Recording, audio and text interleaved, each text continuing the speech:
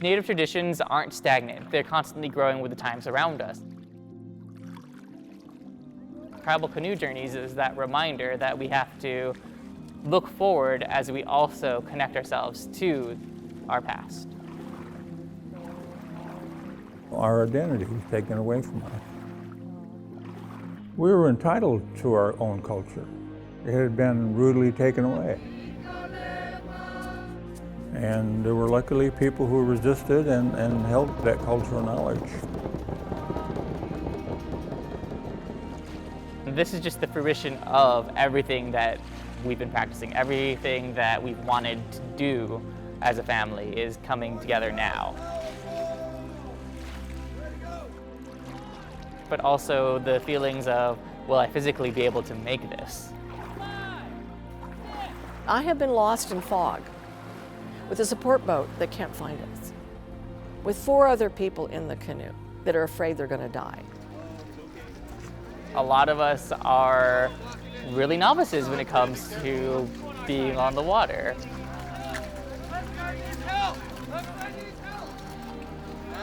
If it means being towed, we're going to find a way to make it.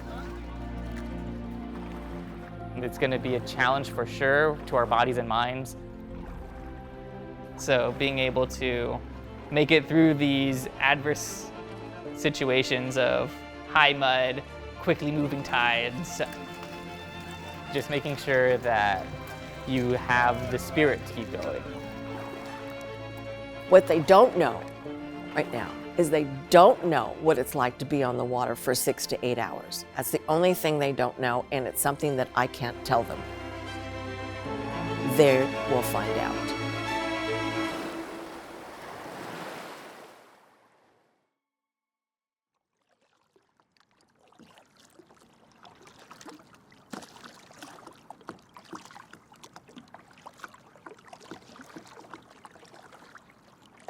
The canoe journey is a way for Native youth to practice tradition in a space and world where we're encouraged to eschew tradition for the modern. We learn all of the steps that the people before us took into preserving their traditions, and these traditions help propel our choices that we make into the future. The canoe journey isn't just an act of sport, it's an act of reconnection and an act of love for the language and the peoples. I first heard about the UW Canoe family through the Center for American Indian and Indigenous Studies. When they brought in Philip H. Red Eagle as our Native Knowledge Coordinator, I learned that he was starting a canoe family, and I got immediately excited and wanted to join. So do that for a little bit. The idea was that we would not just have a journey in the canoe, it would become a ceremony, using the canoe as a cultural carrying device. I wanted to start working on for me was like a reculturation process. Gives you an identity, it gives you knowledge and wisdom that you wouldn't ordinarily get. And so the students really got into it.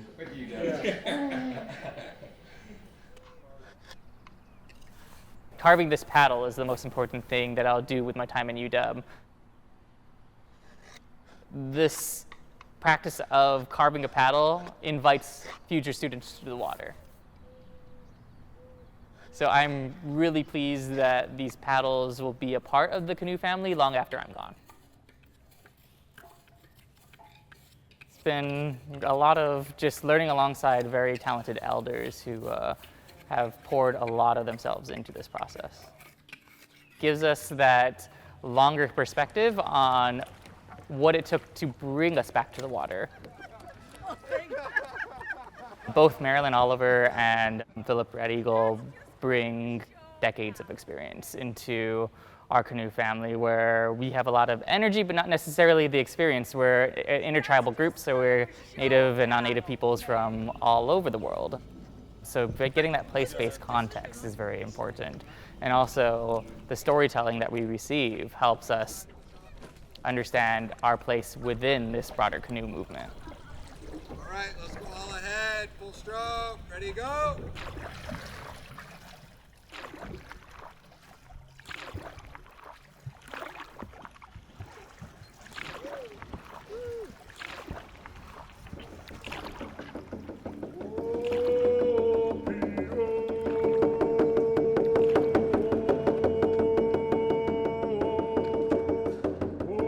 The reason that I'm here is because my canoe is here, the Willapa Spirit, which was an honor canoe that was built for my father. I know that if my father had a vision, I certainly can have the same vision and see it to fruition. We're a new canoe family. This is the first time that we're going to be on the canoe journey. So that's going to be another transformation. It's another vision, it's another dream. This is her home, and she's going to be here.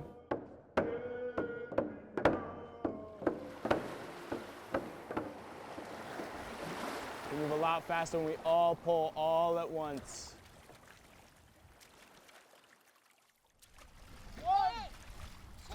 It's going to be amazing to see them leave, to see them land, and to gift the canoe to them, because I'm ready, they're ready.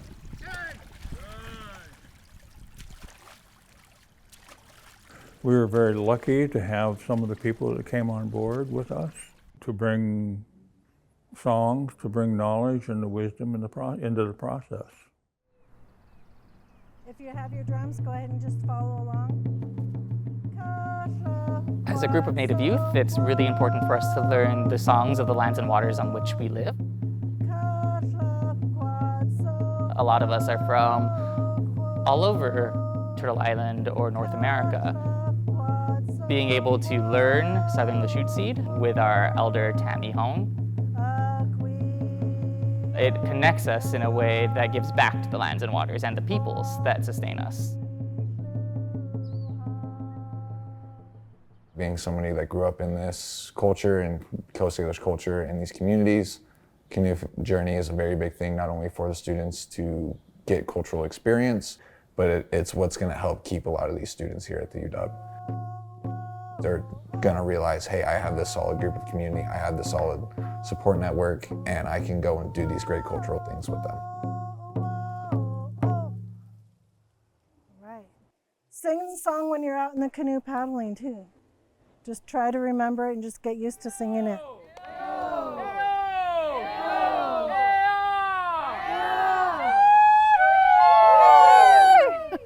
right, so that's the whole thing.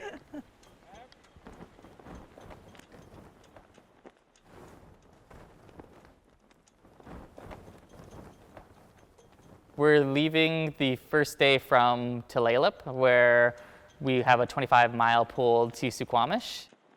I'm really going to rely on the fact that we have experienced leaders, we have a skipper that's going to be our guiding heartbeat, that's going to push us through when we can't continue to pull. When we get to the ferry, we're going to need to go out a quarter mile to stay out of their pathways, because that's going to give them enough time to get around us. As skipper, I help make a lot of the decisions on things like possible safe route for us to travel as a canoe family. Recommended crossing is in these circles. Yeah. Those are called cautionary zones. That's when shipping is paying extra special attention to crossing traffic, Okay. which is why you go across it. I had plenty of people not only willing to help me, but willing to help guide me and the canoe family, just because we were first years. I got a lot of eager power pullers. We'll see how eager they get, though, after a couple hours of pulling. So we had a lot of support there. Setting up camp went really well. Got our little tent villages set out in Tulalip Bay, and then getting to start and understand and realize what Canoe Journey is about. A lot of that sharing songs, sharing food, just sharing time and space together, and being a part of that moment and that instance together for Journey is really touching. Tomorrow we are going to have an early morning, as I'm sure a lot of you were expecting. We are going to be trying out on the water pulling by 5 o'clock in the morning. Hopefully we'll be crossing closer to just a little south of Edmonds, but that is the plan for tomorrow morning. So get your sleep, like, no joke. Leave singing your song for all to hear as you depart. I will be thinking of each and every one of you on the water. Stay safe.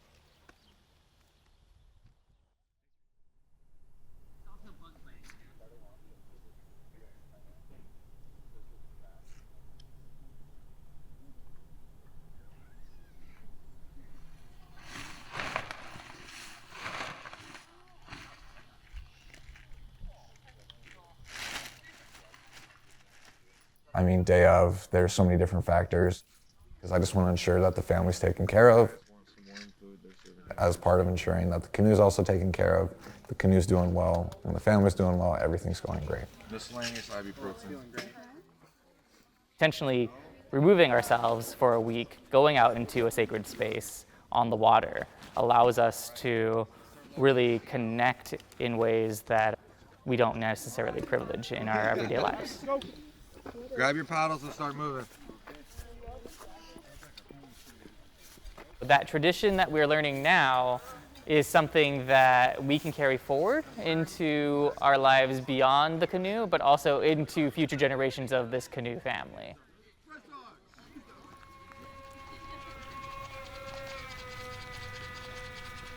We are showing them that, hey, not only is there enough Native American, Alaskan Native, or Indigenous students at the University of Washington, but there's enough that they can create a sustainable canoe family. And that's a canoe family that our community and our children can go and support and be a part of and learn from. Circle! Circle up! Circle, circle!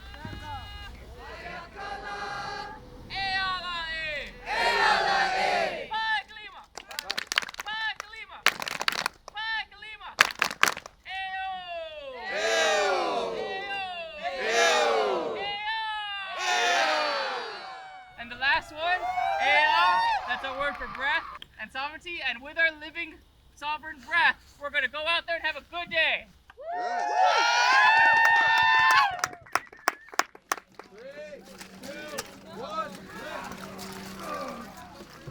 Being able to lift the Willapa Spirit overhead and seeing the salmon right next to me, that's when it started to feel special. It felt like we were doing something together. Good morning, Kalela! We are the University of Washington Canoe family. We're starting our journey today. Thank you for all of your hospitality to my family. We're asking for permission to leave your shore. Thank you, UW. How many dogs do you have on the canoe today? I got a canoe full of dogs. All right. OCM, thank you for stopping at Tulalip. On your journey to Suquamish, tell our cousins hello, and we'll all meet together soon. OCM. That was one of the most exciting things, because that was at least 2 years of preparation, all for that one culminating moment of us setting out of Tulalip that morning, and getting to be a part of Canoe Journey for 2023 was like probably one of the most exciting things that I've done.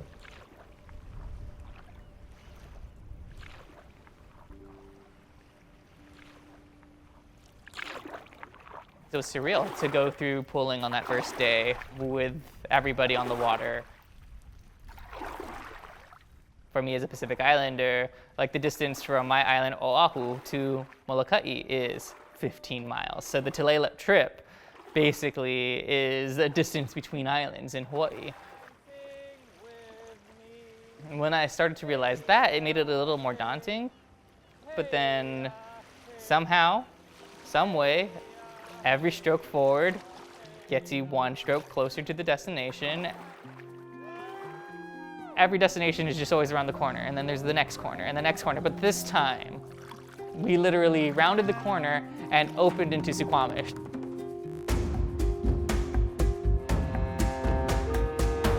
We made it work and we got there.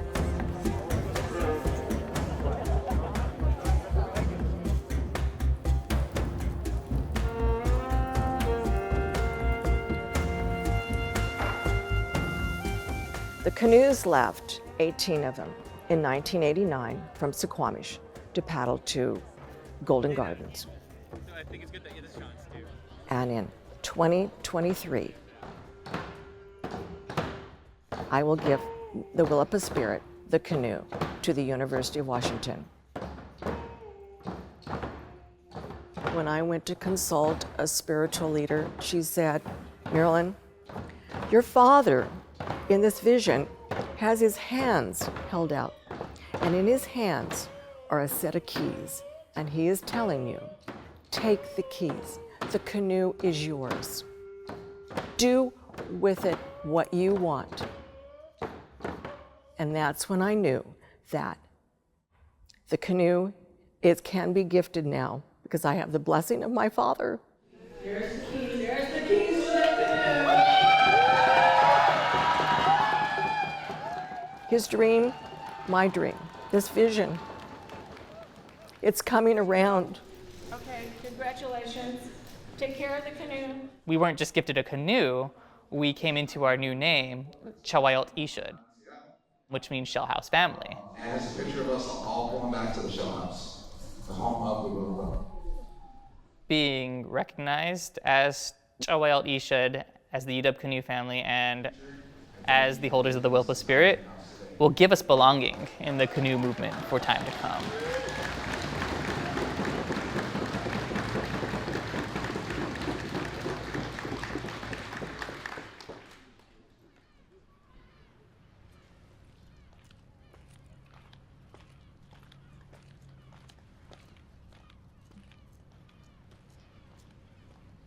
Establishing ourselves with this canoe journey and receiving the canoe and receiving the name Chawayalt Ishud sets a precedent that this will continue for generations at the UW.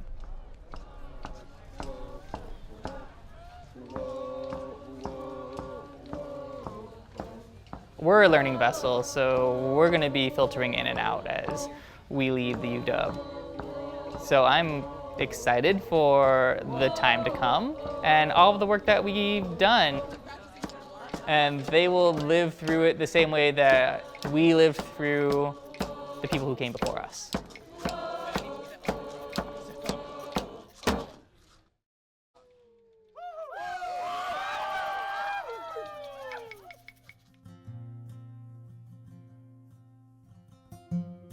So the Suquamish to Alki journey day, we had a little bit better expectation of what the pool was gonna feel like. There wasn't really anything but good vibes out on the water. It was really an unforgettable experience of seeing the community bond like that. Getting to do it with the canoe and the method of travel that my people, my ancestors most commonly used as the method of travel before we had the I-5 corridor. All the work that we just did was us traveling the original I-5 corridor. Being able to experience stuff like that not only feels good for me as a community member, but feels good for me spiritually. Landing in Seattle felt unique in that it's not a reservation. It's not somewhere that's primarily hosted by a single tribe. This was really the Muckleshoot show, but also a public event that a lot of people who may not have gone to any other tribal canoe journey in their life had the opportunity to experience, and that felt really good. Come to shore now. We will enjoy visiting one another. Academia is a very head-oriented place. These are very intellectual people, and so you have to get them out of that head and into a process of dealing with your heart, dealing with your emotions, dealing with who you are, your own identity. This journey process has moved them to their heart because they were smiling, they were enjoying themselves on a journey. You could see the joy in their eyes. It was beautiful to watch. Today, my polars are going to represent their nations and speak their words. To see that come to these students and the light to go on, and to all of a sudden see that flow of energy and that understanding and the beauty of what they're doing. Because I knew it would work. It was just convincing them that it would work. And it did. This is something special. This is something that will outlive us. And even if it doesn't look the way it looks today, the things that we did not only brought us to the water, but will bring future generations to the water. And I think that's what ultimately folks like Philip Red Eagle envisioned when they embarked on creating tribal canoe journeys. This is not just a one generation or individual level impact. This is a community intergenerational impact. I hope that future generations can feel the way I do.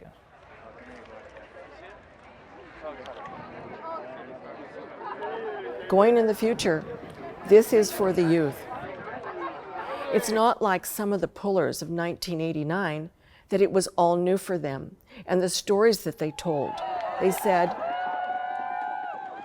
when I was growing up, I didn't know about my heritage. I was looked down on. And when this came about, I felt the pride. And I can get up, and she said, I can speak now because of how it changed my life. And I hear more and more stories about that. And those stories will continue.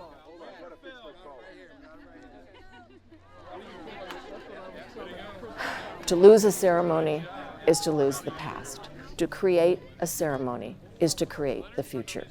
And I can see that here they are creating a future, and it will go on and on and on for years to come.